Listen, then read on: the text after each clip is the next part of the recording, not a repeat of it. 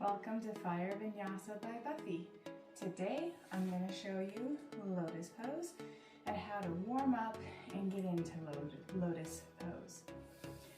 So to get into Lotus Pose, it's good to loosen up the hip flexors all the way down the legs.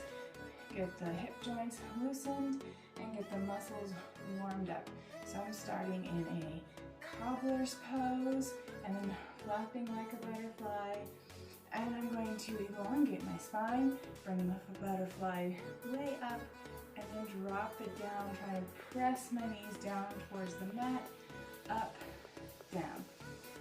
Doing that for 10 seconds to 30 seconds will help warm the entire lower body up.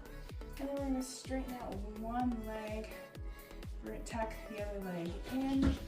Maybe do a forward fold. Make sure you do the stretches on both sides. I'm going to demonstrate on one side for time purposes. Then we're going to bring this foot up on the thigh, nice and tight. Let your other foot hang out under here. Few breaths, let your body submit, let your muscles relax. Then, when you feel like your legs are warmed up, everything's stretched and ready, you can start to gently bring this foot up and over, and there you go, you're in Lotus Pose. Remember, Lotus has the soles of your feet facing up. Now, a good thing to remember is if this is too intense in your hip flexors, which it can be and it probably will be if you're not used to Lotus Pose, you can do this one at a time. Bringing this foot up, letting it stay, having this leg loose on the floor, and then switching legs. Once you're getting used to this, our next step is to scale. Normally, I use cork blocks. I love cork blocks because they're nice and firm. They feel like they can support my weight if I want to push down on them, which I often do. But today I'm going to try a new block, Half Moon Block by Fitness 8. And we're going to see how it works. So I have the blocks here on the sides of my hips, and we're going to push up and scale. You can swing if that's fun, or hold your knees up, and then lower back down. Maybe do it more gentle. And down. I think they work okay, I'll be honest. I prefer these firm cork blocks. One thing, you can actually get more height because you can bring the block up like this and really push yourself up high, giving you more space if that's what you want. These are softer.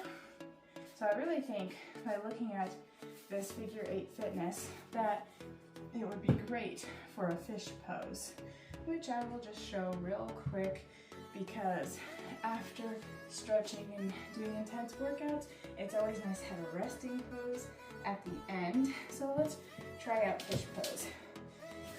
In fish pose, I have used hard blocks, but a softer might be nice.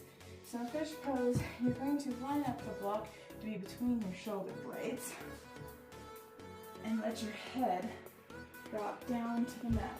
And you can adjust it until it's perfect for you. So you're pushing up on the spine that compresses here. So it can help curvature of the spine, which we often get right in this area, and also help keep everything aligned. And we see a lot of curvature of the spine in younger and younger ages because of how much computer and bookwork people do. So here's your fish pose. Your legs can be straight or bent or even reclined bound ankle.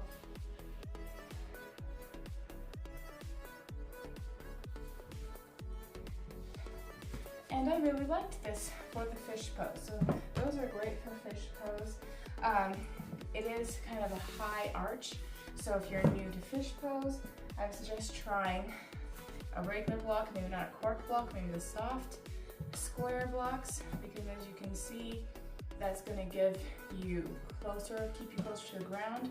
So if you're new to yoga, new to moving your spine and mobility to stretching, I would suggest using this block for fish pose. I would definitely suggest practicing your lotus without blocks, without scale.